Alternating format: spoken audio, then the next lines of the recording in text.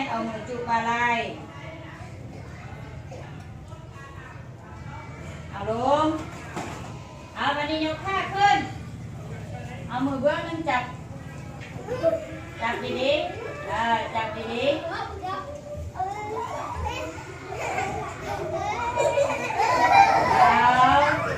เปลี่ยนเบื้องอีกเติมเปลี่ยนเบื้องลง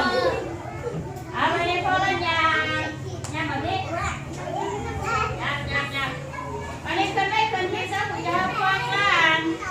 เป็นซิกเซกเด้อเอา1 2 3เล่นซิกเซกไปข้างหน้าเล่นซิกเซกเอาเล่นเคยล่างเติมมันนี่น่ะเคยล่างหยุด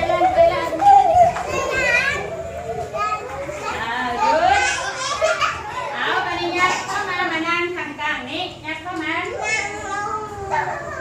ห้ามลุกกันไล่เด้อนั่งดีๆปีนหน้ามาให้เจ้าผัวเบิ่งเจ้าผัวไปเย่ปีนหน้ามาให้เจ้าผัวเพเจ้าผัวข้ามวันนี้เจ้าผัวผัดพวกล้านงานกิจกรรมคันไว้จะมาเจ้าผัวผัดพวกล้านเห็นยังแบ่เห็นยังน่ะเจ้าผัวข้ามเลยนี่น่ะประกอบยังบทยังแบ่บทเพลงไหมน่ะแต่ทีนี้เจ้าผัวผัดพวกล้านเห็นหน่วยยังหน่วยทำยัง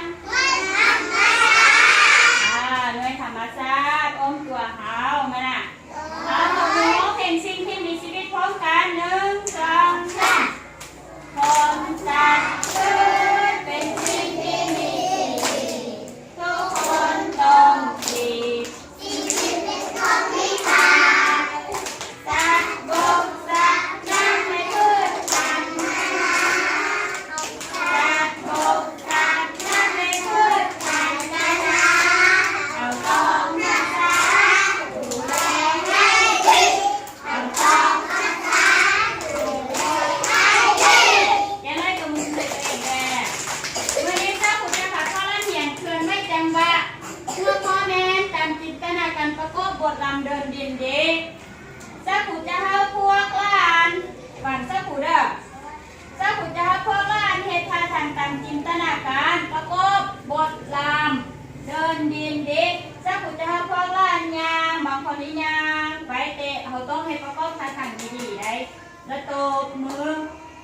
บ่ให้ประกอบท่าทางปุ๊บต้นไม้หรือว่าหดน้ำเสาฝุ่นก็ได้เด้อตามจินตนาการของตัวเองนั่นแหละแล้วศพให้นางร้องเพลงลำเดินดินดีไปพร้อมกับเจ้าผูหัวผู้ใดบ่ฮ้องผู้นั้นบ่เก่งโมเลเต้ลุกขึ้นเวลาย่างไปนะห้ามเบียดกันเด้อเนี่ยย่างไปคนละโฮมคนละเจกก็ได้จะสู้ไปเบียดกันเจนะไล่เทค1 2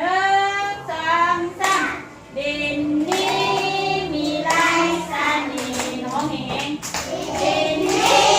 มีลายสันนีช่วยกันคิดว่าดินยังดี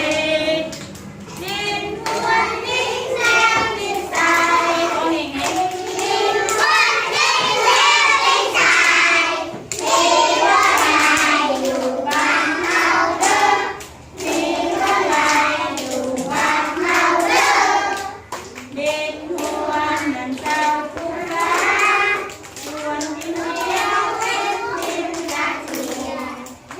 ดินทรายเป็นเม็ดดินทรายเป็นเม็ดในเรือ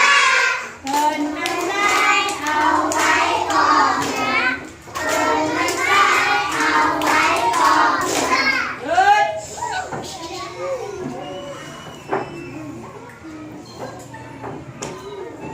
เอาพันมาเมื่อกี้เจ้าผูกขาพ่อว่าให้ประกอบท่าทางตามจินยังบอกทีนี้ตามจินตนาการประกอบบทลำเดินดินยังประกอบบทลำเดินดินดีไหมบ่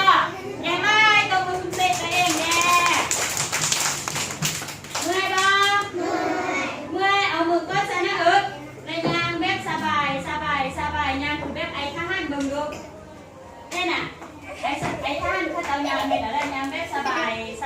ยังซาซายังไปนาดีก้อนมือซาหน้ายังซาซา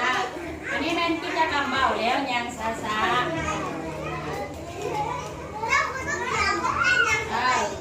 เบื่อนี่ยังเบี้ยกันอยู่เด้อ